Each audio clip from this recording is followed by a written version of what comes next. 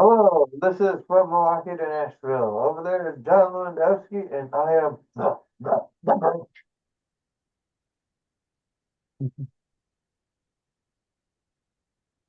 I am your host, Daniel. How's everyone's weekend go? How did everyone's weekend go? Leave a comment below how your weekend went.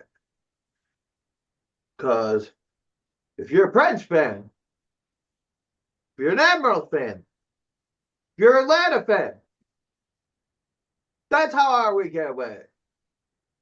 But let's talk about it. Hello, and welcome to Hockey Talk. This is mostly Preds talk, but before we get into it, we are going to talk a little bit about the Admirals game today. Um, since I did watch this game, or most of the first and second, where it was pretty even, and then all of a sudden the stream stopped working on my end, and then the game was over. But nonetheless, the Admirals yesterday played them, and this is where I come in. They were outshot 26-24. They went 1 for 5 on the power play. Iowa went 0 for 3. They did play the Iowa Wild both games this weekend.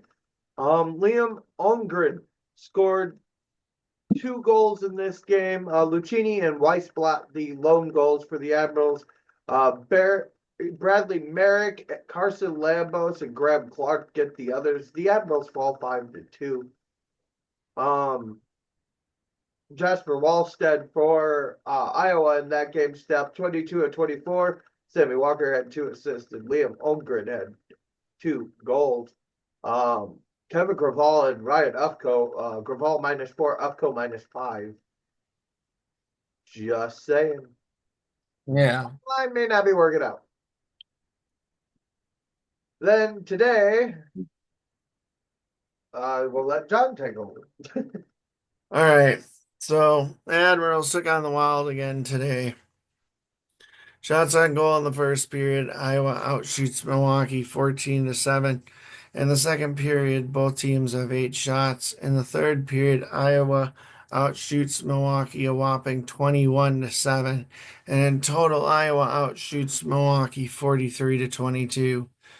Now on the power play, Milwaukee goes 1 for 3 with 10 minutes, 5 infractions, while Iowa goes 1 for 4 with 8 minutes, 4 infractions. Scoring in the first period at the 14:09 mark for Iowa was Liam Holmgren, his 8th on the season, assisted by Sammy Walker, his 7th. That would do it for the first. In the second, at the 9:35 mark for the Admirals, Ryan Ufko scores his first of the season on the power play with an assist from Vinny Hinostroza, his 19th, and Kiefer Bellows, his 7th. That would do it for the second. In the third, at the 146 mark, the Wild's Brendan Gaunce scored his 5th of the season, assisted by Luke Toporowski, his 2nd. At the 13:04 mark, Iowa scores again from Graham Clark, his 4th of the season on the power play, assisted by David Spacek, his 8th. And then at the 15:11 mark, Iowa scores yet again on the shorthand with a goal from Michael Milne, scoring his 5th of the season unassisted. Admirals fall 4-1. 3 stars of that game were Samuel Halva stopping 21-22. Well, Graham Clark has a goal, and Brendan Gaunce had a goal. -2 for Graval, -3 for Ufko. So -8 on the weekend for Ufko, -6. Wait, I think that's right. For Graval. Um, Then, just to talk a little bit about Atlanta. Atlanta loses both their games this weekend. Atlanta and played the Greensville Swamp Rabbits in the first period for that game. They outshot Greensville 8-7. In the second period, they outshot Greensville 11-8. In the third period, they outshot Greensville 11-9 for a total of 30-24. Atlanta outshoots them. Scoring at the 130 mark for Atlanta was Joey Capolone with an assist from Eric Neely and Cody Sylvester. Then at the nothing in the second, in the third, Bobby Russell scores with an assist from Tyson Fawcett. We're the Wet Bandits. I'm just kidding. And then at the 12:05 mark, Quinn Olson scores with an assist from Parker Birdie and Tate Singleton. Then at the 12:36 mark, Derek Topatic gets a goal for Atlanta, tying it up with an assist from Patrick Marcinkiewicz. Good thing I'm starting to watch Atlanta games. I'm learning how to pronounce these players' names.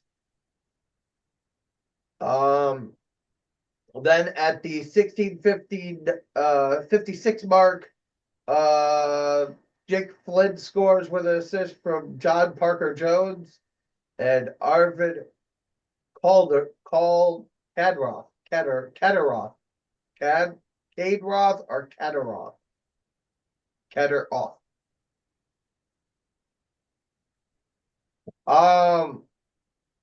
It has not been a good go at things as Derek Topatic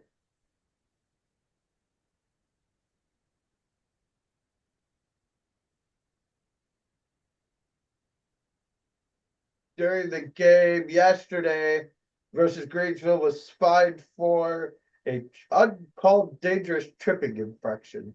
Do not know the amount. It said undisclosed. John, do you remember the last Preds game we covered? Kind of. Was that the Wild? Um, Possibly. That was the 30th. Yeah, I believe that would have been our last one. Okay. I was trying to make sure that I didn't throw that into our rotation. Okay. All righty. So the Preds have played 3 games this week, lost all 3 in regulation. They played the first game they played, I believe, was on the 4th. Correct. The 4th. Against Toronto. This actually turns out to be their best game they've had all week. Scoring in the first was Jonathan Marchessault with an assist from Yossi. Then Matthews got knocked 2 in with it, both assisted by Marner, 1 assist to Riley. Then Nylander scores, and then Jankowski from Carrier and Smith. All right. So nothing from the AHL guys. They were outshot 28-24. They did better in the faceoff circles. 0 for 2 on the power play. 15 hits to 32 for Toronto.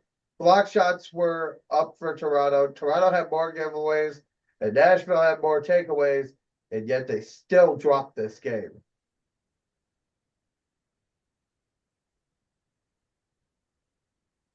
We're on the Toronto game, correct? I had to pull a device to look at some stuff.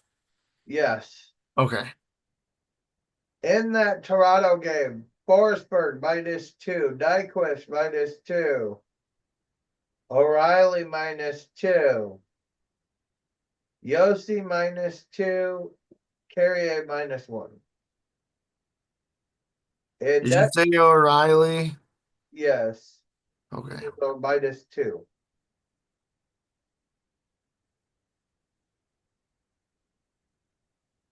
And to my recollection, I don't think O'Reilly has played since said game.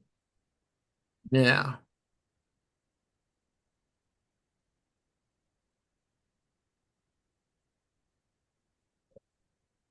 Let me take a look. No, O'Reilly has not played since that game.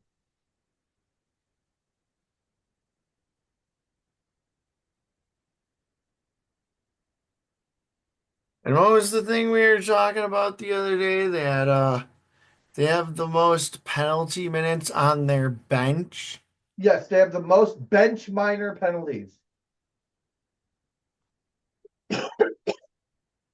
which are like failed coaches challenges and then, jawing off and No, these particular bench minor penalties too are many line men. changes. Too many men. Okay. They are the most too many men called team in the league.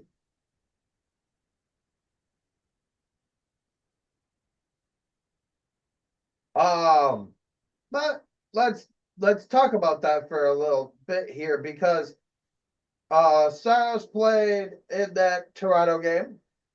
25 and 28. He played in the game yesterday, 27 of 30.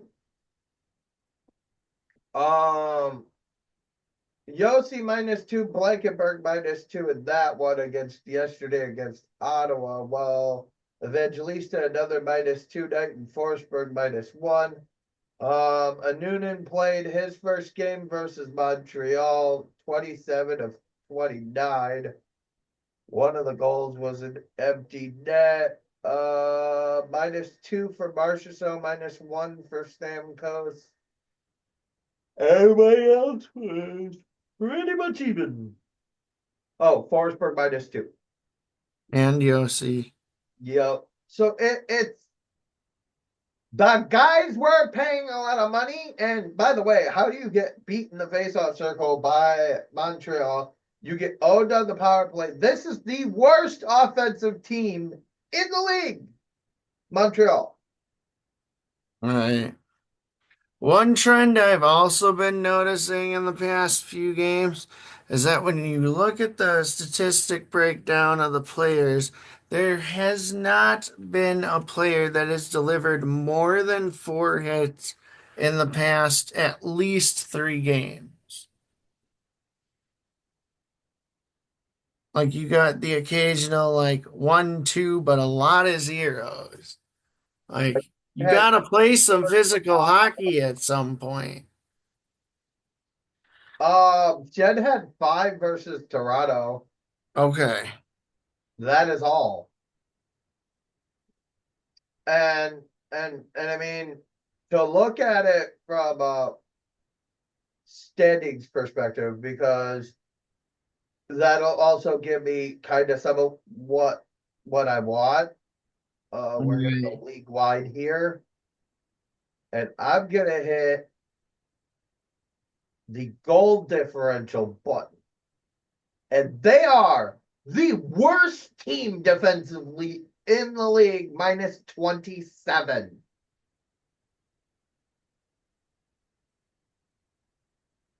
Do you know who the next worst team is? Pittsburgh at -26.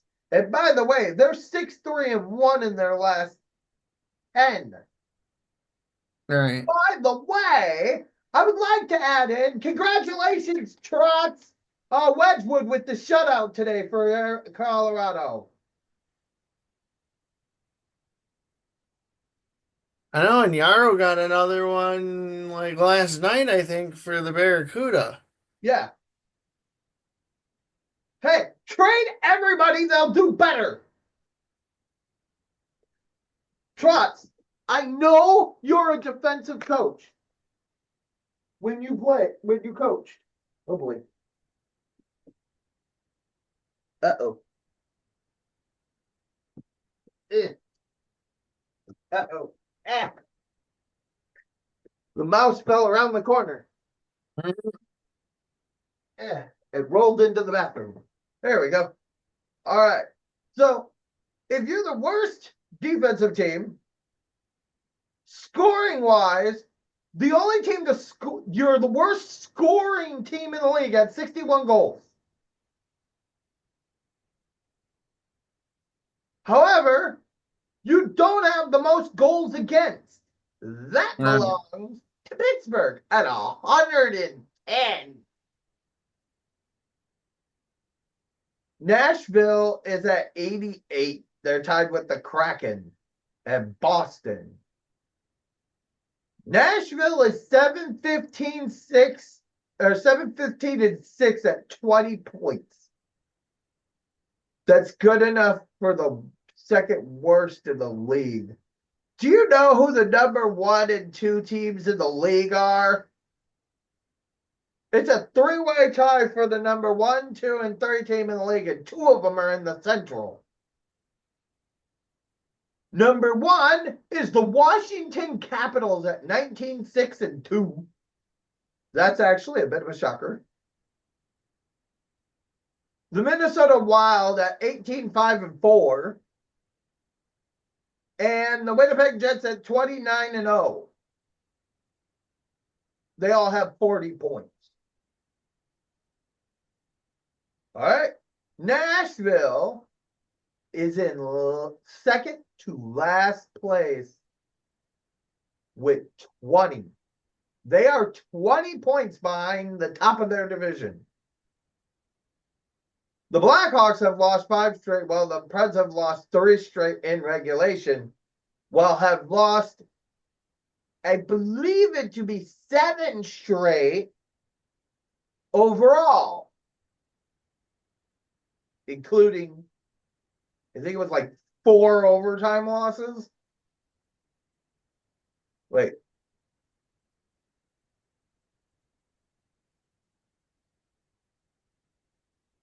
I wish I could look at the Preds' last 10 games, but I'll take a look real quick. Schedule. Look at the Preds here. They lost, boom, boom, boom, 3. We'll go back a month. 4, 5, 6, 7. Yeah, 7 straight. They have not won since November 23rd.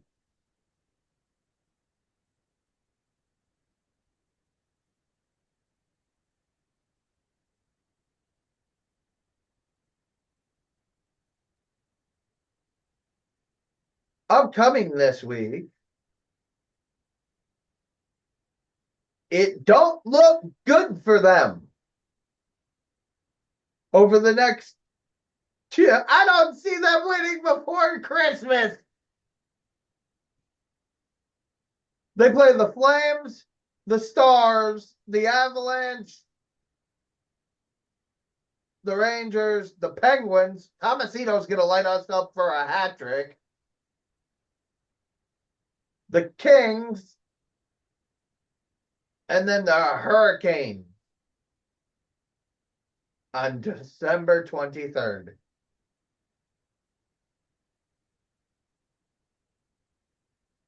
And then after that, they got the Blues, the Jets, and the Wild. If you don't win this week and next week, so we're at 7, 8, 9, 10, 11, 12, 13. What's the longest losing streak in NHL history? Gotta be over 20 game.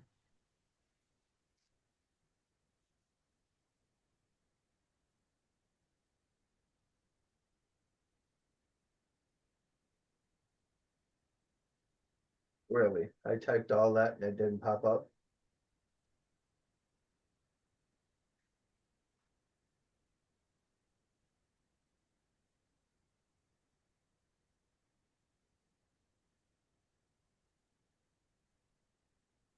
Game.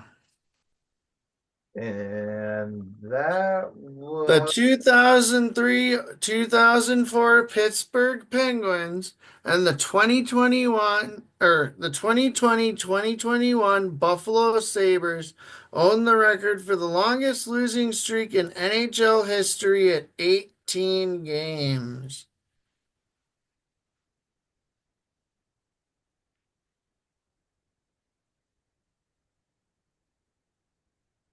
Washington Capitals in 1974, 75, 17 games. San Jose Sharks in 92, 93, 17 games.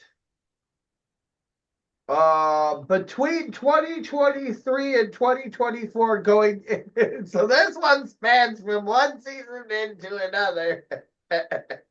Mm, But that one was the Sharks, and that was 17 games.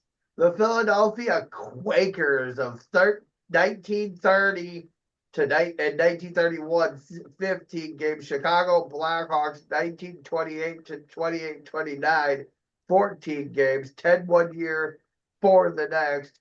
The Kansas City Scouts, 14 games. The Detroit Red Wings in 1981 to 82, and the Quebec Nordiques at 14.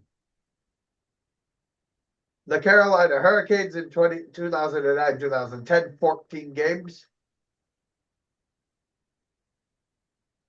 The Islanders, 14 games. Columbus Blue Jackets in 2010, 2011, 2011, 2012, 14 games. Buffalo Sabres, 2014, 2015, 14 games. Arizona Coyotes, 2023, 2024, 14 games.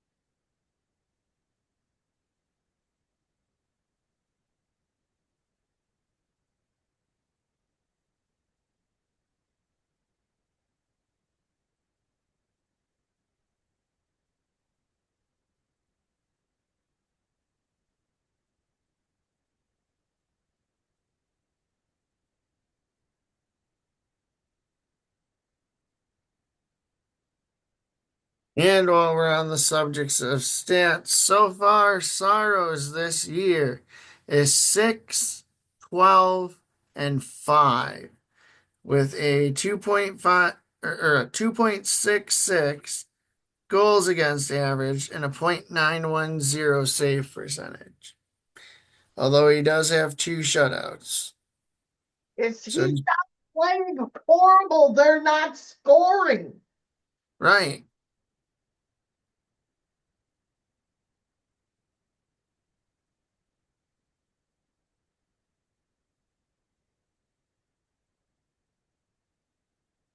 This was a problem when Trotz was the coach too, though. He was a coach, and when he went to Washington, if you look at all these stats while he was at Washington, Yeah. they dropped considerably. Yeah. Dude could kill the greatest goal scorer in history's offense. Right. So your top five in scoring for the Preds this year: Forsberg with 9 goals, Yossi with 7, Stamkos with 7, Nyquist with 6, and O'Reilly and Marchessault tied with 5. And points wise, it literally goes Yossi, Forsberg, O'Reilly, Stamkos, Marchessault. Yeah.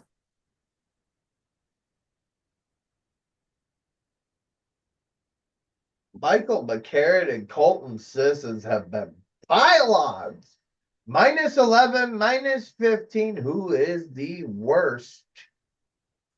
Roman Yossi, minus 20. Steven Stamkos, minus 16. Gustav Nyquist, minus 15. Alexander Kuriev, minus 14. O'Reilly, minus 13. Marshall, minus 12. Forsberg, minus 12. McCarron, minus 11. Smith, minus 9. The only two players in this entire team with pluses, and only one has played almost every game. And that is Luca Evangelista, and he is a +1. Everybody else has done horribly.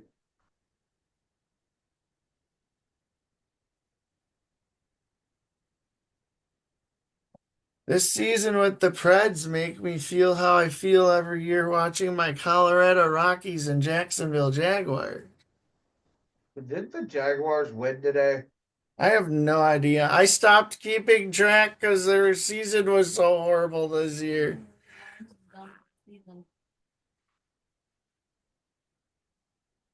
We're running out of time here, huh? Already. Here, let me see. Yeah, we're just under 10 minutes. Yeah, because like it's weird because if you crank this back, okay, if you go back a year, Forsberg 94 points plus 16, Yossi 85 points plus 12, Gustav Nyquist 75 points plus 7, O'Reilly 69 points plus 6, Tommy Novak 45 points minus 3. Evangelista 39 points.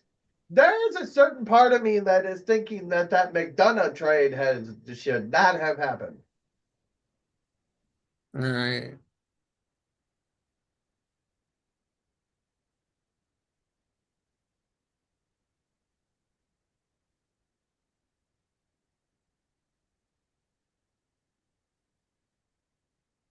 Luke Shen in 28 games minus 5, 1 point.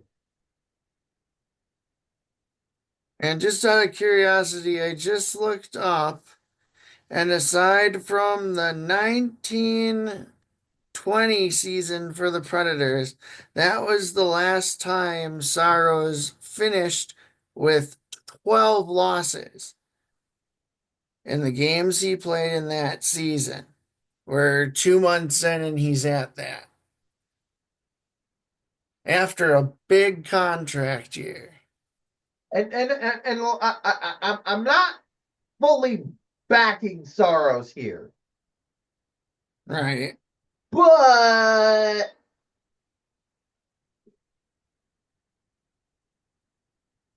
how do you win if they don't score? right. You can't. They haven't scored more than 4 goals since they won versus Winnipeg on the 23rd.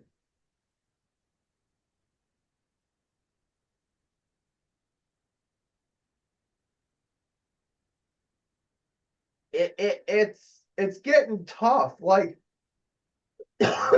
we're doing this weekly wrap up stuff.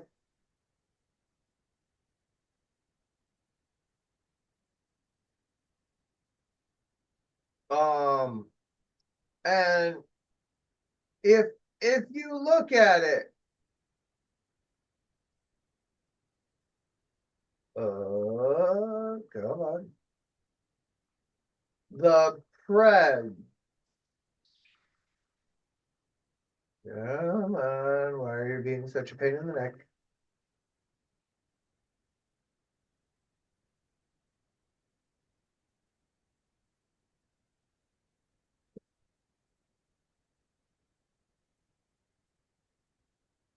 All right, we're just gonna go this route. Teams, Nashville, schedule, game schedule. All right, so they've lost. All right, so when they won versus Winnipeg, and they Right. lost, they won 4-3. Okay, Nashville has not scored more than 3 goals.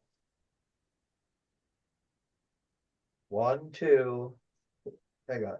One, two, three, 7 games. 4, Yeah, 5, it should be 7.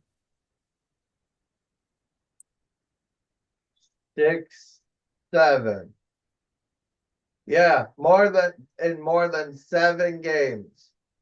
Okay. In that retrospect, in the standings,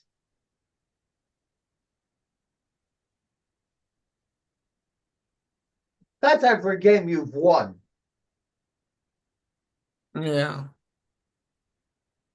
That is every game you've won. The hell are you doing?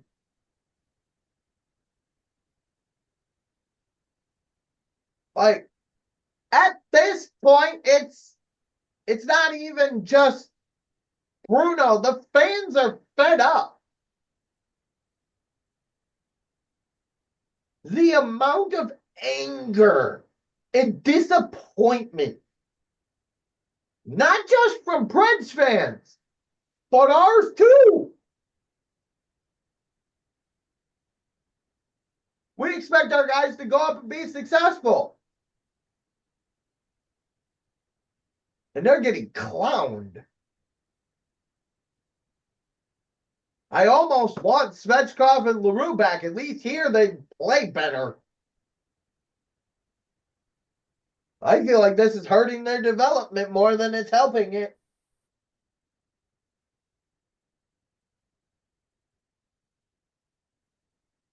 So, I mean, we got 4. Okay. What?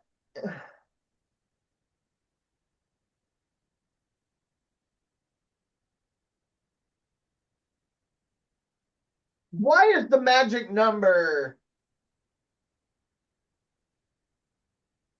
for this team in which you would fire the coach? I mean, I'd already fired him, Right. Me too.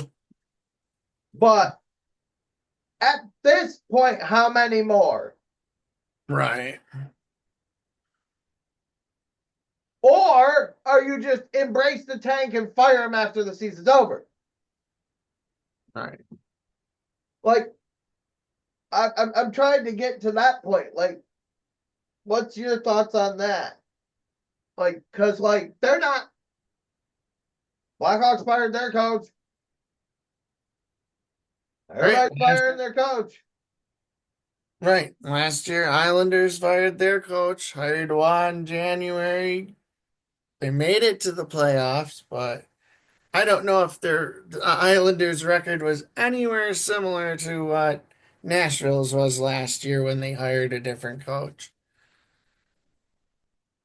And right now, the Islanders are 11, 11, and 7. They're fifth in their division, Yeah. with Pittsburgh climbing up.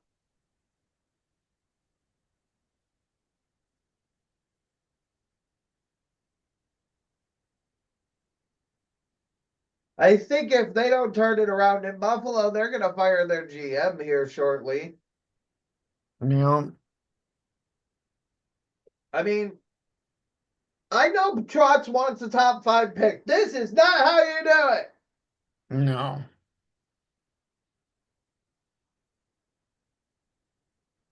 But then he'll draft a defenseman.